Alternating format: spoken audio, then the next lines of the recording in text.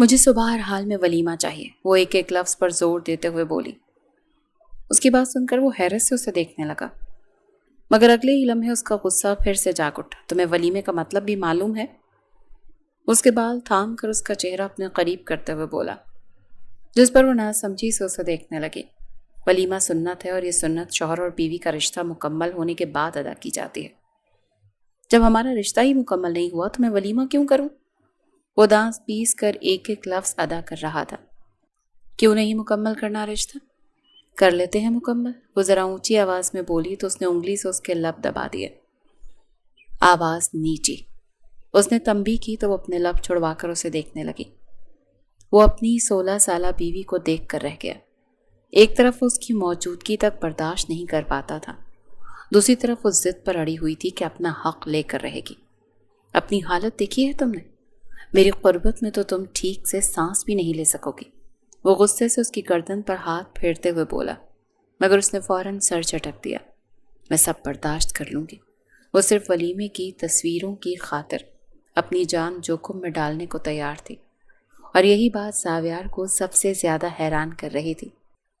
میں یہ شادی نہیں کروں گا، بات ختم، وہ غصے سے بولا، جس پر بی جان نے اسے افسوس بھری نظروں سے دیکھا۔ وہ تمہاری خالہ کی اکلوتی نشانی ہے، اگر ہم اسے تمہارے حوالے کرنا چاہتے ہیں تو اس میں برائی کیا ہے؟ انہوں نے نرمی سے پوچھا، جبکہ اس کا موڈ پہلے ہی خراب تھا۔ برائی یہ ہے بی جان کہ وہ 16 سال کی لڑکی میرے ساتھ کوئی جوڑ نہیں رکھتی۔ وہ ضبط سے انہیں سمجھانے لگا، مگر انہوں نے نفی میں سر ہلا دیا۔ ہم بھی تو تمہارے دادا سے کافی چھوٹے تھے، عمر سے کیا فرق پڑتا ہے زاویار؟ وہ بولی، مگر انہیں اپنی بات سمجھا نہیں پا رہا تھا۔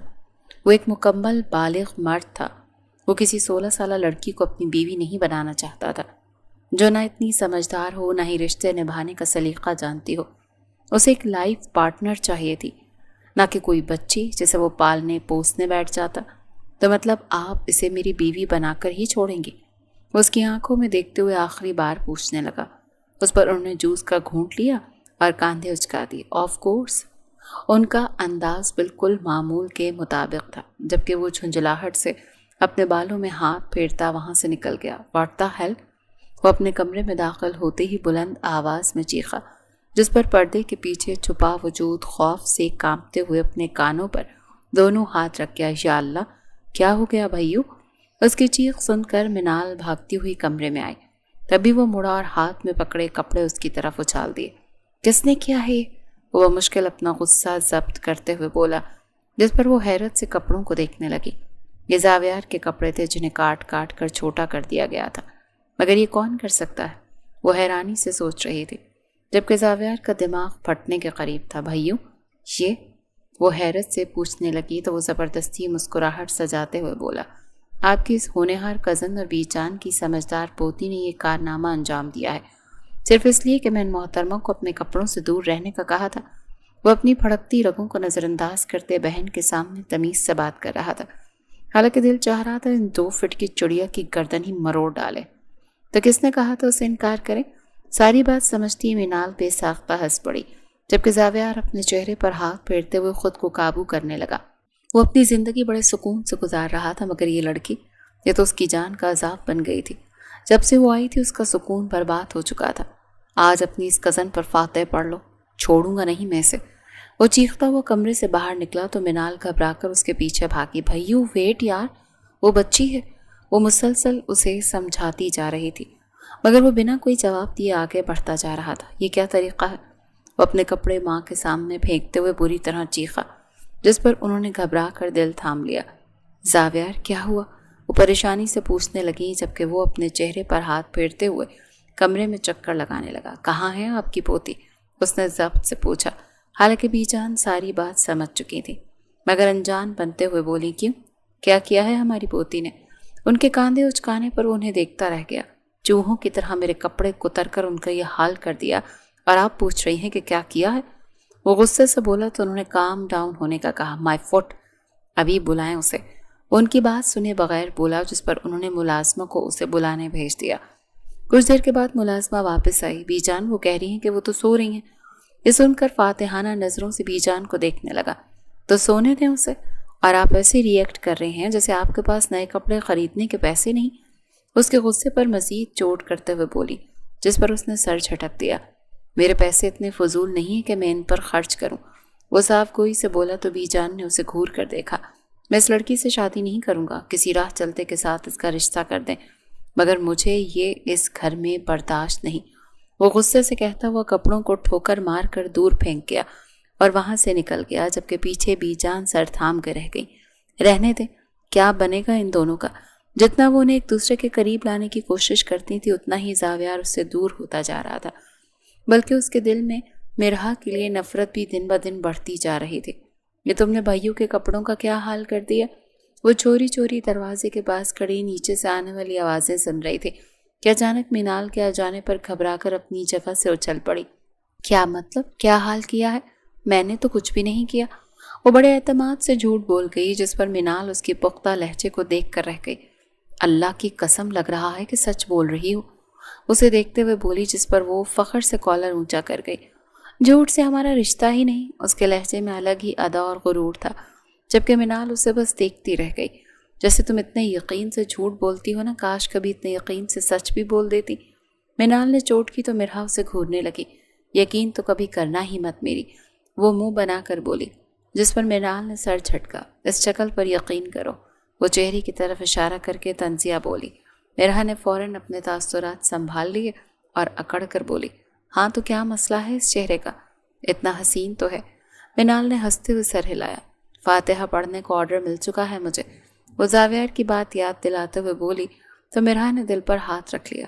اللہ معاف کرے، تمہارے یہ بھائیوں میری جان کے پیچھے کیوں پڑے ہیں؟ آخر میں نے کیا بگاڑا ہے ان کا؟ وہ ڈرامائی انداز میں بولی، جس پر مینال نے ہاتھ جوڑ لیے۔ اللہ کا واسطہ ہے، اتنی بڑی مشکل بنا کر ایکٹنگ مت کیا کرو۔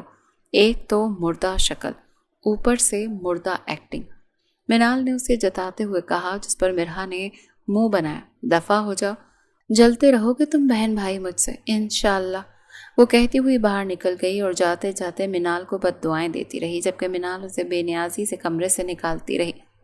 ملک حویلی میں ملک افضل کی حکومت تھی، جن کی شادی سمیہ ملک سے ہوئی تھی۔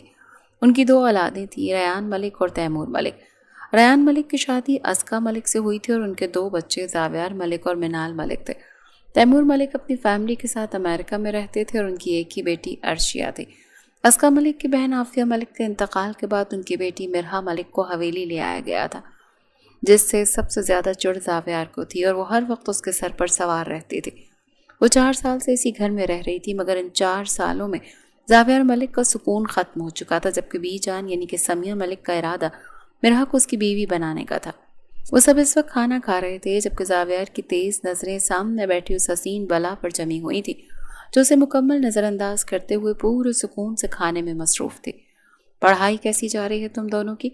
یہ سوال ریان ملک کی طرف سے آیا تو مرحا کو اچانک کھانسی کا دورہ پڑ گیا۔ ویسے بھی اسے پڑھائی سے سخت چڑ تھی۔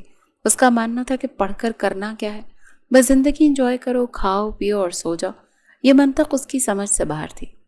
جی بہت اچھی، وہ سر ہلاتے ہوئے زبردستی مسکرا کر بولی، جس پر ریان ملک نے اسے مطمئن نظروں سے دیکھا۔ اچھا، اور وہ ٹیسٹ جو تم کل جلا رہی تھی، ان میں ایسا کیا تھا کہ تمہیں جلانے پڑے؟ انہوں نے سب کے سامنے اس کی چوری پکڑ لی تو ایک لمحے کو اس کا دل رک سا گیا، مگر اگلے ہی پل وہ معمول پر آ گئی۔ ہاں تو کیا لگتا ہے میرا ٹیسٹ گندا تھا؟ وہ پلیٹ سائڈ کرتے ہوئے سیدھی ہو کر بولی، اس کی آواز میں ذرا بھی گھبراہٹ نہیں تھی۔ زاویار کو اس پر 1% بھی یقین نہیں تھا۔ تو پھر کیا تھا جو تمہیں جلانا پڑا؟ وہ اسے کریدنے لگا اور وہ دونوں کوہنیاں میز پر ٹکائے آگے جھک گئی۔ نوٹس گندے تھے، میری دوست نے اس پر باتیں لکھ دی تھی، اس لیے جلا دیے، کہیں آپ لوگ مجھ پر شک نہ کریں۔ وہ فوراً دماغ میں کہانی گڑھ کر بولی۔ زاویار اور مینال دل ہی دل میں اس کی اداکاری پر حیران رہ گئے، جبکہ باقی سب اسے سچ سمجھ بیٹھے۔ تو ایسی دوستیں کیوں بنا رکھی ہیں تم نے؟ زاویار نے ڈانٹتے ہوئے کہا تو وہ لب دبا گئی۔ اب مجھے کیا پتا تھا کہ وہ کیسی ہے، دماغ میں لکھا تھوڑی نہ ہوتا ہے۔ وہ فوراً نیا جواز دے گئی، جس پر مینال نے ہنسی چھپانے کے لیے گلاس اٹھا لیا۔ زاویار نے سنجیدگی سے کہا کہ اب تو پتہ چل گیا ہے نا، آئندہ دور رہنا اس سے، مگر وہ بھی کہاں کم تھی۔ فوراً بے نیازی سے بولی کہ دوست بنا کر چھوڑ دینا آپ کا کام ہوگا، ہم تو جسے دل دے دیں بس دے ہی دیتے ہیں، اچھا ہو یا برا ہمیں فرق نہیں پڑتا۔ اس کی صدا پر باقی سب مسکرا دیے، جبکہ زاویار دانت پیس کر رہ گیا۔ وہ جانتا تھا وہ لفظوں سے کھیلنا خوب جانتی ہے، مگر آج اسے اندازہ ہوا کہ وہ بازی پلٹنے میں بھی ماہر ہے۔ کیا بات ہے، گھر سے بڑی خوشبوئیں آ رہی ہیں، کوئی آنے والا ہے کیا؟ وہ آفس سے واپس آیا تو ہر طرف پھیلی مہکتی خوشبو نے اس کا استقبال کیا، جس پر وہ مسکراتے ہوئے بی جان سے پوچھنے لگا، ہاں بھائی، آج تم دونوں کے لیے ایک چھوٹی سی رسم رکھی ہے، اسی لیے یہ کھانے بنوائے ہیں۔ بی جان نے سادگی سے کہا، مگر ساتھ ہی اس کے تاثرات غور سے دیکھتی رہی۔ میری اور مرحا کی؟ وہ حیران ہوا تو انہوں نے سر ہلا دیا، ہاں جی، تمہاری اور مرحا کی۔ ان کے لہجے میں زور تھا جس پر وہ گہری سانس لے کر رہ گیا۔ میں اس لڑکی سے شادی نہیں کروں گا، وہ صاف انکار کر گیا، جس پر بی جان نے سنجیدگی سے دیکھا۔ اگر تم نے انکار کیا تو اپنی بی جان کا مرا ہوا منہ دیکھو گے۔ اسے جذباتی بلیک میل کرتے ہوئے منہ پھیر گئی، جس پر وہ بے بسی سے انہیں دیکھنے لگا۔ بی جان، اس کی آنکھوں میں تڑپ دیکھ کر وہ اندر ہی اندر خوش تو ہوئی مگر ظاہر نہیں کیا۔ وہ ان کے قریب آیا اور ہاتھ تھام لیا۔ آپ فکر نہ کریں، جو آپ چاہیں گی وہی ہوگا۔ اس کے انداز پر وہ تھوڑے نخرے دکھا کر مان گئی، جبکہ وہ دل ہی دل میں اپنی آنے والی زندگی سوچ کر پریشان ہو رہا تھا۔ ایک بچی کی ذمہ داری اٹھانے کا خیال اسے بے چین کر رہا تھا۔ مہندی کی رات وہ دونوں سٹیج پر بیٹھے رسم ادا کر رہے تھے، جب اچانک اسے اس کی آواز سنائی دی، بات سنیں؟ وہ مڑا بغیر ہی بولا، بولو۔ میری طرف دیکھ کر جواب دیں، وہ فرمائشی لہجے میں بولی، جس پر اس نے گھور کر اسے دیکھا۔ سیدھے سے بولو کیا ہے؟ وہ اکھڑے لہجے میں بولا، سب کے سونے کے بعد آپ میرے روم میں آ جائیے گا۔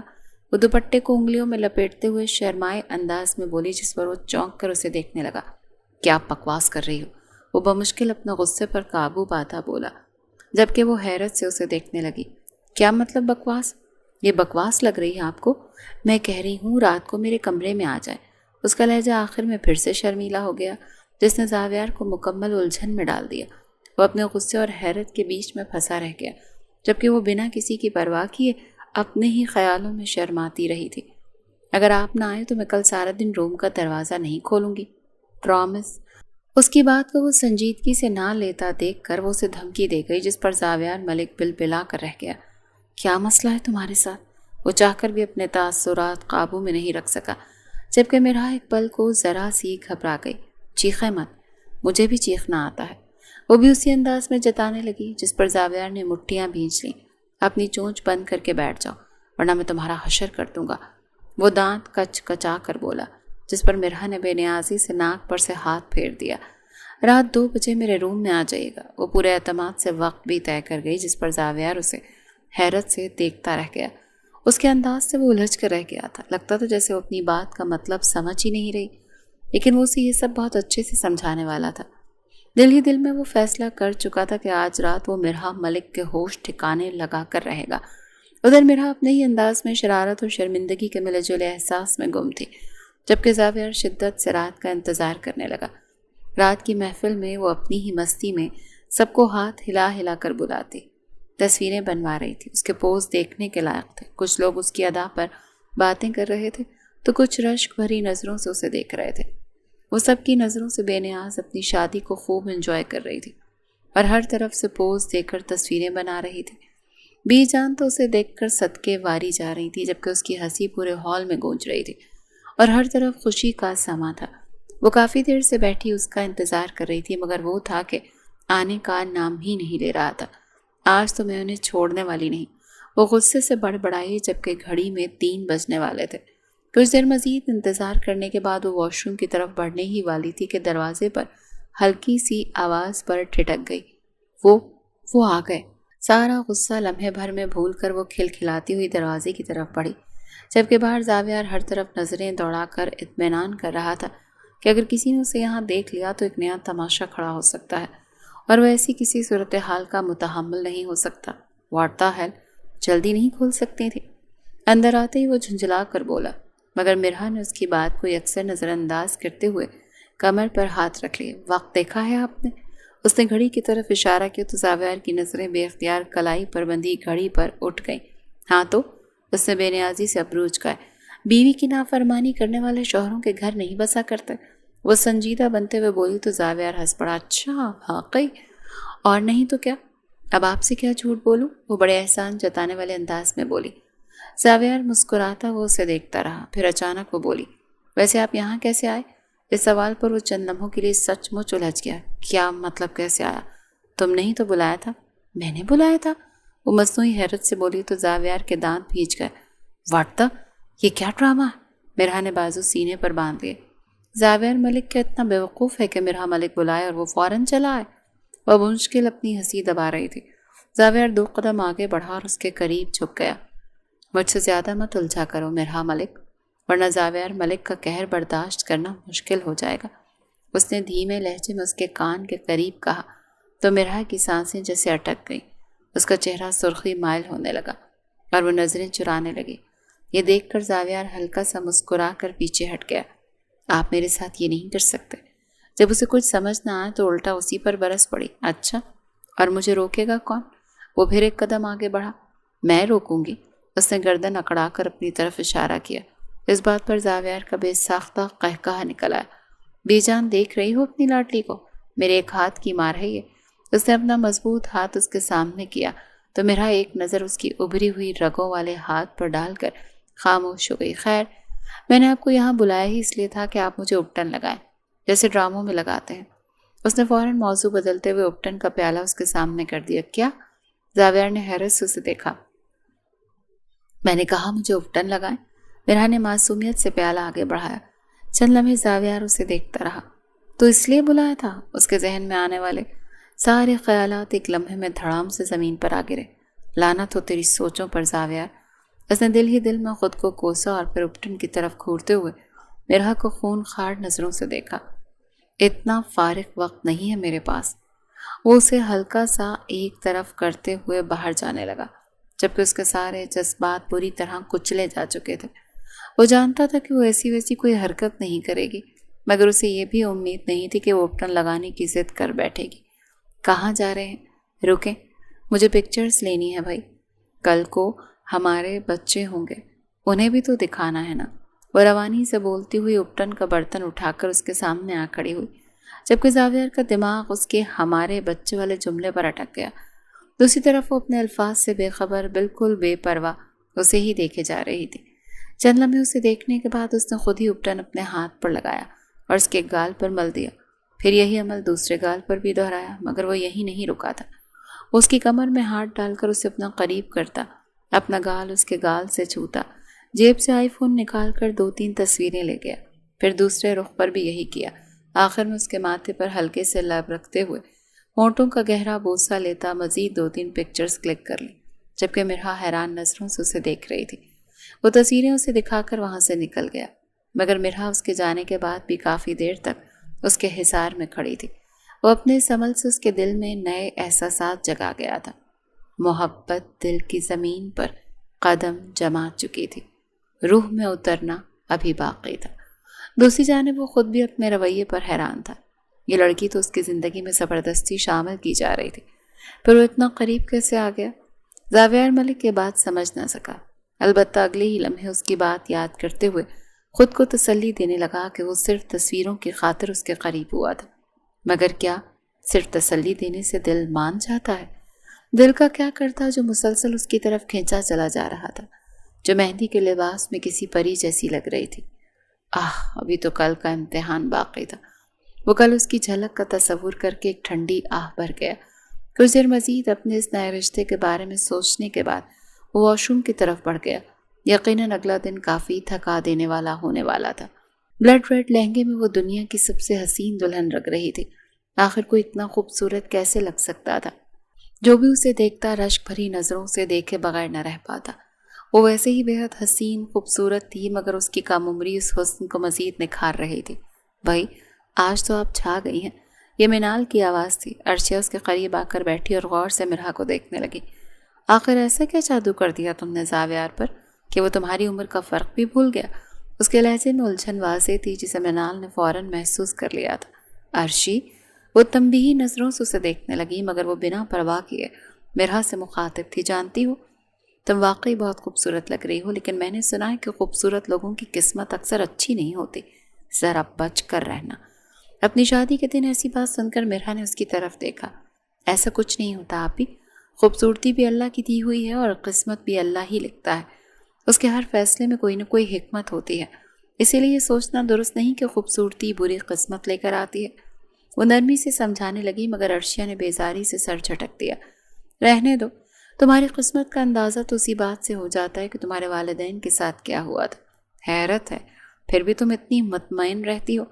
اس بار اس نے ایسا وار کیا تھا جو سیدھا مرحا کے دل پر لگا تھا۔ میرے ماں باپ کی موت اسی طرح لکھی گئی تھی، اسی لیے ویسے ہی ہونی تھی۔ اس میں قسمت کا کوئی قصور نہیں ہے، اور اگر میری قسمت واقعی اتنی بری ہے تو آپ کو میرے پاس سے اٹھ جانا چاہیے۔ کہیں ایسا نہ ہو کہ کل کو کوئی آپ کا ذکر بھی اسی طرح کرے جیسے آج آپ میرے والدین کا ذکر کر رہی ہیں۔ مطلب آپ بھی میری قسمت کی لپیٹ میں آ جائیں۔ میں کیا کہنا چاہ رہی ہوں۔ وہ نرم لہجے میں عرشیہ کو اچھا خاصا جواب دے گئی تھی۔ عرشیہ نے خوفزدہ نظروں سے اسے دیکھا، فوراً ہی اپنی جگہ سے اٹھ کھڑی ہوئی۔ حد ہے بھائی، یہاں تو بات کرنا بھی فضول ہے۔ اپنی گھبراہٹ اور جھنجھلاہٹ چھپاتی وہ وہاں سے چلی گئی، جبکہ منال نے مرحا کا رخ اپنی طرف موڑ لیا۔ پریشان مت ہو، ہم ہمیشہ تمہارے ساتھ ہیں، اور ویسے بھی تمہاری قسمت اچھی ہے، تبھی تو تمہیں مجھ جیسی دوست ملی ہے۔ وہ ماحول کے تناؤ کو کم کرنے کے لیے بولی، جس پر مرحا ہلکا سا مسکرائی اور آگے بڑھ کر اس کے گلے لگ گئی۔ بارات آ گئی، بارات آ گئی۔ ابھی وہ دونوں ایک دوسرے کے گلے ملی ہی تھیں کہ ایک طرف بارات آنے کا شور مچ اٹھا۔ یہ سنتے ہی مرحا فوراً اپنی جگہ سے اٹھ کھڑی ہوئی۔ مجھے بھی بارات دیکھنی ہے، وہ اشتیاق بھری نظروں سے کھڑکی کی طرف بڑھتی ہوئی بولی، جس پر سب نے بے اختیار اپنا سر پیٹ لیا۔ وہ دلہن بنی کھڑکی کے پاس کھڑی اپنے ہونے والے شوہر کو دیکھ رہی تھی، جو گھوڑے پر بیٹھا کسی شہزادے سے کم نہیں لگ رہا تھا۔ اس کے دوست فائرنگ کرتے ہوئے اس پر پانی کی طرح پیسے نچھاور کرتے جا رہے تھے۔ ہر دیکھنے والے کی نگاہ میں رشک تھا، جبکہ ان سب کے درمیان زاویار قہقہ لگاتا بے حد وجیح لگ رہا تھا۔ اچانک اس کی نظر اوپر اٹھی اور سامنے اپنی نئی نویلی دلہن کو دیکھ کر وہ چونک گیا۔ مرحا جو اس کے دیکھنے پر پیچھے ہٹنے کے بجائے ڈٹائی سے ہاتھ ہلا کر اسے ہیلو کر رہی تھی، ایک لمحے میں سارا غصہ اس کی ناک پر آ بیٹھا۔ وہ خفگی سے اسے گھورنے لگا، جبکہ مرحا بے فکر انداز میں دونوں ہاتھ اوپر اٹھا کر ہلکا ہلکا ناچنے لگی۔ اس کی حرکتیں دیکھ کر وہ جھنجلا گیا اور فوراً ہی نظریں دوسری طرف موڑ لی۔ وہ نہیں چاہتا تھا کہ کوئی اس کی نگاہوں کا تعاقب کرتے ہوئے اس نادان لڑکی کو دیکھ لے، جو دلہن بننے کے باوجود ذرا سنجیدگی کا مظاہرہ نہیں کر رہی تھی۔ ادھر اسے اپنی طرف سے نظریں ہٹاتا دیکھ مرحا منہ بناتی ہوئی منال کے پاس آ گئی۔ انہوں نے مجھے دیکھا تھا، وہ بڑے مزے سے بتانے لگی، مگر منال نے فوراً اسے کھینچ کر واپس بٹھا دیا۔ تمہارا دماغ خراب ہو گیا ہے، بھائیوں نے دیکھ لیا تو تمہاری خیر نہیں۔ وہ اسے ڈانٹنے لگے، مگر مرحا کی آنکھوں میں شیطانی چمک ابھر آئی۔ انہوں نے دیکھ لیا، وہ فخر سے بولی، جس پر منال نے بے بسی سے اپنا ماتھا پیٹا۔ یار مرہو، کیا ہوگا تمہارا؟ وہ سر پر ہاتھ مارتے ہوئے بولی، مگر اگلے ہی لمحے مرحا کے تاثرات نے اسے حیران کر دیا۔ پہلا بیٹا، دوسری بیٹی۔ وہ دونوں ہاتھوں میں چہرہ چھپاتے ہوئے شرمائی سے کھلکھلا کر بولی۔ اس کی بات اور انداز دیکھ کر منال بھی اپنی ہنسی روک نہ سکے۔ پاگل لڑکی۔ اس کے سر پر ہلکی سی چپت لگاتے ہوئے ہنستی، جبکہ مرحا نے حسب معمول اس کی کسی بات کو سنجیدگی سے نہیں لیا۔ دوسری جانب کچھ ہی دیر کے بعد نکاح شروع ہو چکا تھا، اور وہ جس لڑکی سے بے حد چڑھتا تھا اسی کو اپنی حفاظت میں لیتے اس کے جان و مال کا ذمہ دار بن گیا تھا۔ اس نے کبھی نہیں سوچا تھا کہ اس کی بیوی صرف 16 سال کی ایک لڑکی ہوگی، مگر اب وہ اس کی بیوی بن چکی تھی اور اسے اس حقیقت کے ساتھ ہی جینا تھا۔ یقیناً وہ اس کے ساتھ قدم سے قدم ملا کر نہیں چل سکتی تھی، مگر اب اسے یہ سب برداشت بھی کرنا تھا، صرف اپنی بی جان کے لیے۔ اس وقت اپنے دوستوں کے ساتھ بیٹھا تھا، جو فضول کی باتوں میں سے الجھا کر کمرے میں جانے سے روک رہے تھے۔ یار پلیز، مجھے نیند آ رہی ہے، میں واقعی بہت تھک چکا ہوں، وہ جھنجھلا کر بولا، جس پر سب نے اسے گھور کر دیکھا۔ کیسے بیوقوف بنا رہے تو؟ کیا ہم اتنے پاگل لگتے ہیں کہ مان لیں؟ شادی کی رات تجھے نیند آ رہی ہے؟ یہ ماہر کی آواز تھی، جس پر زاویار نے اسے کھا جانے والی نظروں سے دیکھا تھا۔ یار وہ بچی ہے، آئی سویر۔ وہ انہیں سمجھانے کی کوشش کرنے لگا، مگر اس کی بات سن کر اسد فوراً بولا، بچی ہے تبھی تو اتنا اتاولا ہو رہا ہے۔ اس کی بات پر زاویار نے اپنے بالوں میں ہاتھ پھیرا۔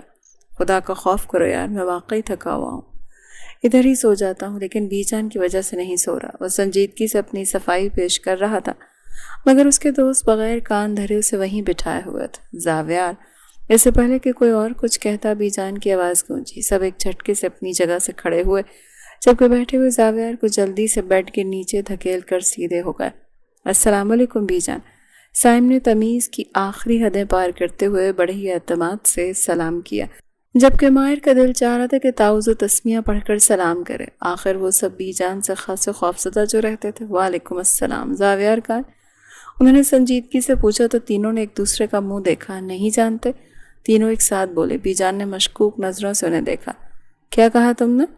انہوں نے دوبارہ پوچھا تو تینوں نے نظریں جھکا لی۔ ہم نہیں جانتے۔ وہ پھر اپنی بات دہرا گئے۔ اگلے ہی لمحے ان کی کڑکدار آواز گونجی، زاویار باہر نکلے۔ آواز سنتے ہی تینوں اپنی جگہ پر اچھل پڑے۔ مطلب وہ سب کچھ دیکھ چکی تھی۔ بے ساختہ تینوں نے آنکھیں بند کر لی۔ ارادہ تو بی جان کی نظروں میں نمبر بنانے کا تھا، مگر ان کی نظروں میں جھوٹے ثابت ہو گئے۔ بی جان وہ اسد ابھی انہیں کچھ کہنے ہی والا تھا کہ انہوں نے فوراً اسے خاموش کروا دیا۔ ہم ان لوگوں سے بات نہیں کرتے جن پر اللہ کی لعنت برس رہی ہو۔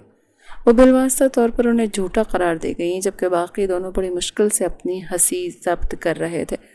اس حساب سے تو آپ کو مرحا کو بھی منہ نہیں لگانا چاہیے۔ اسد بھی کہاں پیچھے رہنے والا تھا۔ وہ مرحا کے جھوٹ بولنے کی عادت سے اچھی طرح واقف تھا، اور اس کی بات پر ایک لمحے کے لیے بی جان واقعی اٹک گئی تھی۔ وہ بھی بچی ہے اور اس کے جھوٹ ایسے نہیں ہوتے، معصوم ہوتے۔ انہوں نے فوراً اپنا موقف پیش کیا۔ اسد نے بے چارگی سے انہیں دیکھا۔ تو ہمارے جھوٹوں نے کون سی بدمعاشی کی؟ ہمارے جھوٹ بھی تو معصوم ہی ہوتے ہیں۔ وہ معصوم سا چہرہ بنا کر بولا، مگر بی جان نے اس کی بات کو مکمل نظر انداز کر دیا۔ وہ زاویار کو ساتھ لیے وہاں سے نکل گئیں، جبکہ زاویار جاتے جاتے انہیں مزید جلانے کے لیے ایک فلائنگ کس اچھال گیا۔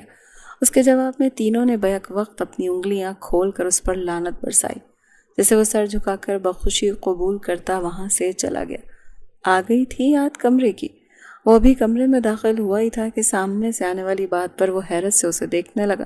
کیا مطلب؟ وہ سمجھ کر بھی انجان بنا تھا، جس پر وہ طنزیہ مسکرا دی۔ مطلب یہ کہ یاد آ گیا کہ آپ کا بھی کوئی کمرہ ہے؟ وہ اسے پوچھنے لگی، جس پر وہ اسے حیرت سے دیکھتا رہ گیا۔ کہنا کیا چاہتی ہو؟ وہ اس کی طرف بڑھتے ہوئے بولا تو وہ خراب موڈ کے ساتھ منہ موڑ گئی۔ ولیمے سے انکار کیوں کیا؟ مجھے اپنا ولیمہ کروانا ہے۔ وہ بات بدلتے ہوئے ولیمے کے انکار کی وجہ پوچھنے لگی، جس پر زاویار نے اپنا ماتھا مسلا۔ میری مرضی، وہ صاف گوئی سے بولا، جس پر مرحا نے فوراً رخ موڑ کر غصے سے اسے دیکھا۔ کیا مطلب آپ کی مرضی؟ میری بھی شادی ہوئی ہے، مجھے ولیمہ کرنا ہے، مجھے پکچرز بنانی ہے۔ وہ بولتی بولتی رو دینے کو تھی، تب جا کر وہ بات کی تہ تک پہنچا۔ تو محترمہ کو پکچرز بنانی تھی؟ ہاں تو جب ہوگا تب بنا لینا۔ وہ اپنی شیروانی اتارتے ہوئے بولا، جس پر وہ فوراً اس کا بازو پکڑ کر اسے اپنی طرف موڑ گئی۔ مجھے صبح ہر حال میں ولیمہ چاہیے، وہ ایک ایک لفظ پر زور دیتے ہوئے بولی، جس پر وہ اس کے لہجے پر حیرت سے اسے دیکھنے لگا۔ اگلی لمحے اس کا غصہ پھر سے عود آیا۔ ولیمے کا مطلب جانتی بھی ہو تم؟ اس کے بالوں کو پکڑ کر اس کا چہرہ بالکل قریب لاتے ہوئے پھنکارا، جس پر وہ ناسمجھی سے اسے دیکھنے لگی۔ ولیمہ سنت ہے، اور یہ سنت شوہر اور بیوی کے رشتے کو مکمل ہونے کے بعد ادا کی جاتی ہے۔ تو وہ جب ہمارا رشتہ مکمل ہی نہیں ہوگا تو میں ولیمہ کیوں کروں؟ وہ چبا چبا کر الفاظ ادا کرتا اس کے چہرے کے قریب بولا، کیوں نہیں کرنا رشتہ مکمل؟ کریں مکمل، مجھے ولیمے کی پکچرز بنوانی ہے زاوی۔ وہ اس سے بھی اونچی آواز میں بولی، جس پر وہ فوراً اس کے لبوں پر انگلی رکھ کر اسے چپ کروا گیا۔ آواز نیچی، وہ اسے وارن کر گیا تھا۔ وہ اپنے لب چھڑوا کر اسے دیکھنے لگی۔ جانتی بھی ہو؟ کیا کہہ رہی ہو؟ وہ اپنی بیوی کو دیکھ کر رہ گیا، جس کا وجود ہی اس کے لیے ایک الجھن بنا ہوا تھا، اور وہ اسی سے اپنا حق مانگ رہی تھی۔ اپنی حالت دیکھی ہے تم نے؟ میرے قربت میں تم سانس بھی ٹھیک سے نہیں لے سکو گی۔ وہ اس کی گردن کے قریب ہاتھ رکھتے ہوئے غصے سے بولا، جس پر وہ فوراً سر جھٹک گئی۔ میں لے سکتی ہوں سانس، اور آپ یہ ولیمہ یوں ہی کینسل نہیں کر سکتے، میرا بھی حق ہے۔ وہ صرف ولیمے کی پکچرز کے لیے اپنی جان پر کھیلنے کے لیے تیار تھی، جسے سوچتے زاویار حیران ہو رہا تھا۔ کوئی پکچرز کے لیے اتنا پاگل کیسے ہو سکتا ہے؟ وہ محض سوچ ہی سکا، جب اس کو تھوڑا ڈرانے کے لیے وہ اس کے کانوں کے پاس جھکا تھا۔ اگر ایسی بات ہے تو تمہارے حلق سے ایک آواز نہیں نکلنی چاہیے۔ کیا مطلب؟ کیسی آوازیں؟ وہ ناسمجھی سے پوچھنے لگی، جس پر وہ ذو معنی انداز میں مسکرا دیا۔ تکلیف دہ آوازیں، آہیں، سسکیاں۔ اس کے لبوں پر انگلی پھیرتا بہکتے ہوئے بولا تھا۔ جب اس کو خود کی طرف سمجھتی دیکھ وہ گلابی لبوں پر جھکا تھا۔ اس کے بعد دونوں ہی ہوش کھوتے ایک دوسرے میں سمائے تھے۔ فجر کے بعد اس کی جان خلاصی ہوئی تھی، جس پر وہ شکر ادا کرتی۔ فجر کی نماز اس کی امامت میں نیند میں جھولتے ادا کرتی بمشکل بیڈ تک پہنچتی سو گئی تھی، جبکہ وہ اس کو دیکھتا ہلکا سا مسکراتا، اس کے ماتھے پر لب رکھتا، دوسری طرف آ کر اسے اپنے حصار میں لیتا سو گیا تھا۔ زاویار کی قربت میں اس نے بڑی بہادری کا مظاہرہ کیا تھا۔ جتنی خوبصورت وہ کل لگ رہی تھی، آج اس کے حسن میں اور بھی نکھار آ گیا تھا۔ اس کے چہرے کی چمک اور خوشی اس کے ہر نقش کو نمایاں کر رہی تھی، جبکہ عرشیہ اسے دیکھ کر حسد کی انتہاؤں کو چھو رہی تھی۔ ماشاءاللہ، چاند کا ٹکڑا لگ رہی ہو، بی جان نے پیار سے اس کے ماتھے پر بوسہ دیتے ہوئے کہا، جس پر زاویار ہلکا سا ہنسا اور فوراً بات میں لقمہ دیا۔ آپ کا مطلب ہے میرا ٹکڑا ہے نا؟ وہ بڑی چالاکی سے ساری تعریف اپنے نام کروانے لگا، جس پر بی جان کے ساتھ ساتھ میرا بھی کھل کھلا کر ہنس دی۔ اس کی ہنسی پر کئی لوگوں نے مڑ کر اسے دیکھا تھا۔ وہ دلہن بنی ویسے ہی سب کی توجہ کا مرکز تھی، اور اس پر اس کی بے ساختہ ہنسی اسے سب سے منفرد بنا رہی تھی، جبکہ دوسری طرف عرشیہ کے دل کا حسد بڑھتا جا رہا تھا۔ وہ زاویار کی محبت پانا چاہتی تھی۔ ان کی شادی کو 4 مہینے ہو چکے تھے، اور ان 4 مہینوں میں زاویار اسے کئی جگہوں پر گھمانے لے جا چکا تھا، مگر اب ہر کام سے فارغ ہو کر وہ اسے باقاعدہ پڑھائی شروع کرنے کا حکم دے چکا تھا، جسے اس نے بالکل سنجیدگی سے نہیں لیا۔ رات کو وہ تینوں کو پڑھاتا تھا۔ منال اور عرشیہ تو کافی اچھا رسپانس دیتی تھیں، مگر یہ محترمہ کبھی چیٹنگ میں مصروف ہوتی اور کبھی خالی رجسٹر اس کے حوالے کر دیتی۔ اگر وہ اسے ڈانٹ دیتا تو کئی دن اس سے ناراض رہتی، اور پھر اسے منانا بھی بیچارے زاویار ملک کے حصے میں ہی آتا۔ اس دوران وہ اکثر عرشیہ کی تعریف بھی کرتا تھا، کیونکہ عرشیہ وہ پڑھائی میں کافی ذہین تھی۔ اس کے علاوہ وہ ہر وقت کسی نہ کسی بہانے سے اس کے آس پاس موجود رہتی تھی، جس کی وجہ سے میرا کے دل میں طرح طرح کے خدشات جنم لینے لگے تھے۔ اسے محسوس ہونے لگا تھا کہ شاید زاویار نے اس سے شادی کر کے غلطی کی ہے۔ وہ پڑھائی میں اچھی تھی، نہ گھریلو معاملات میں خاص ماہر۔ اسے تو بھی بہت کچھ سیکھنا تھا، جبکہ عرشیہ کئی کام بخوبی سنبھال لیتی تھی۔ شاید عرشیہ ہی اس کے زیادہ لائق تھی۔ انہی خیالوں میں گم تھی کہ اچانک اس کے کانوں میں زاویار کی آواز پڑی۔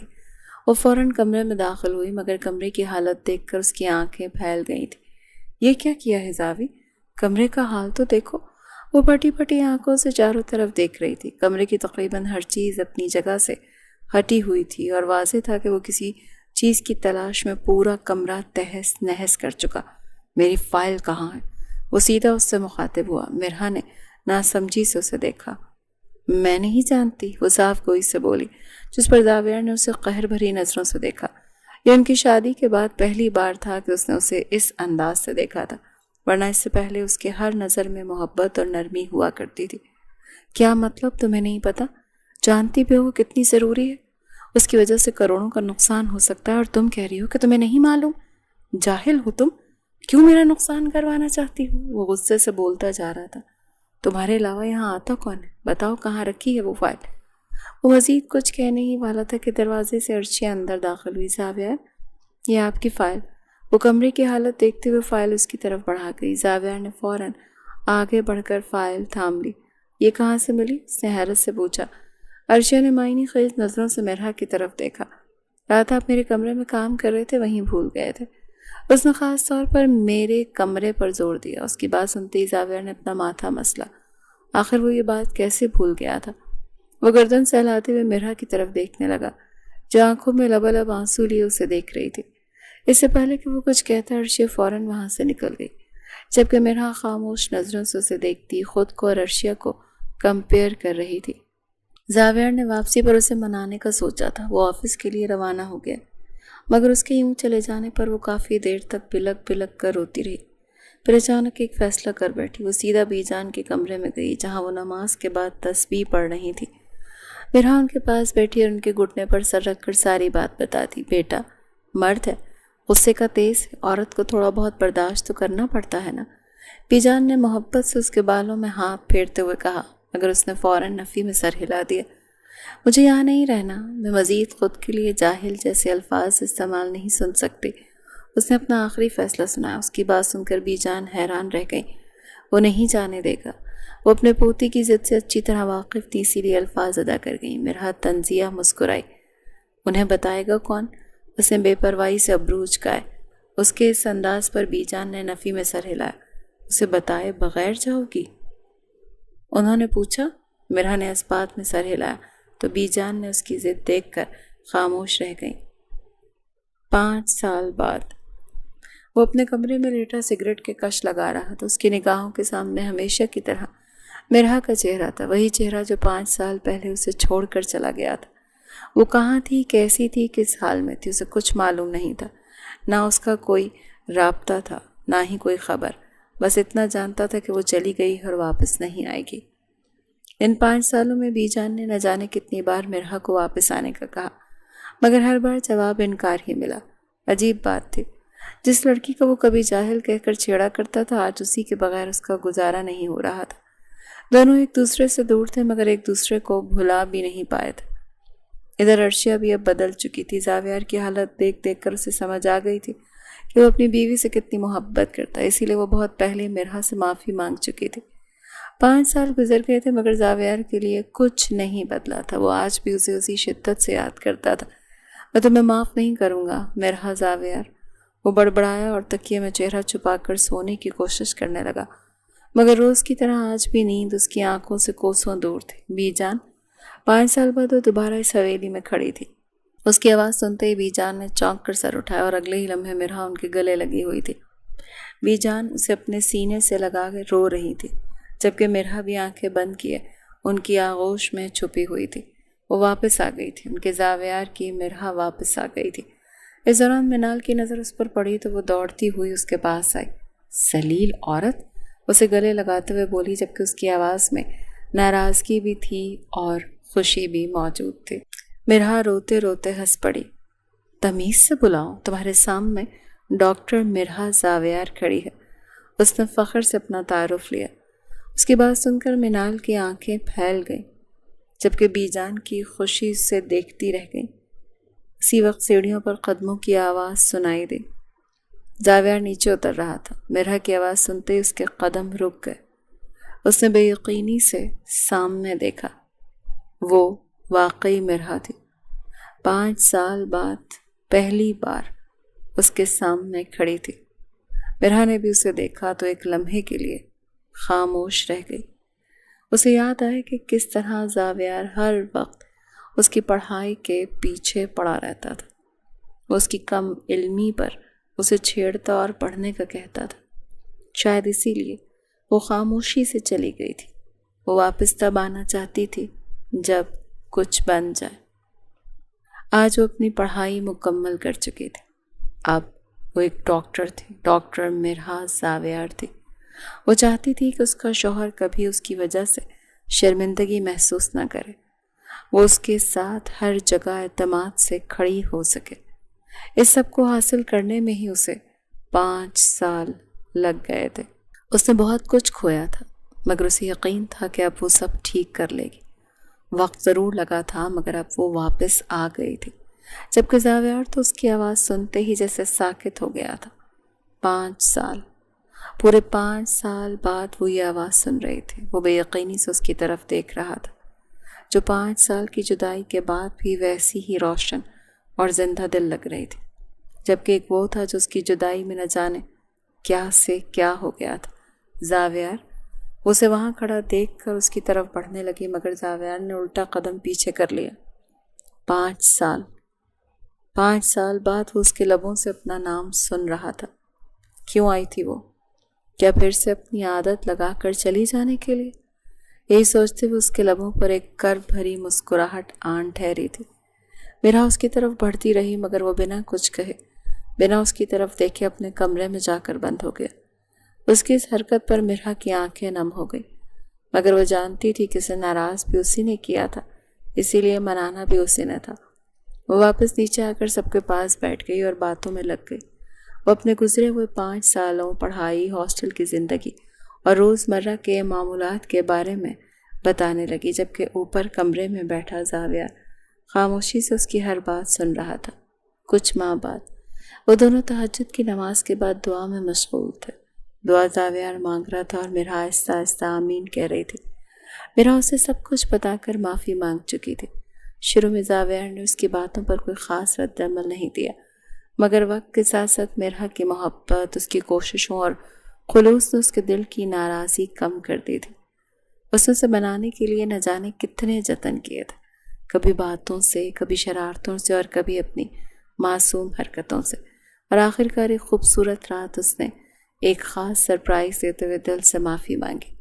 اگرچہ زاویار کو یہ بات پسند نہیں آئی تھی کہ وہ سب کے سامنے خود کو قصوروار ٹھہرائے، مگر وہ جانتا تھا کہ میرا اپنی محبت میں ہر حد تک جا سکتی ہے۔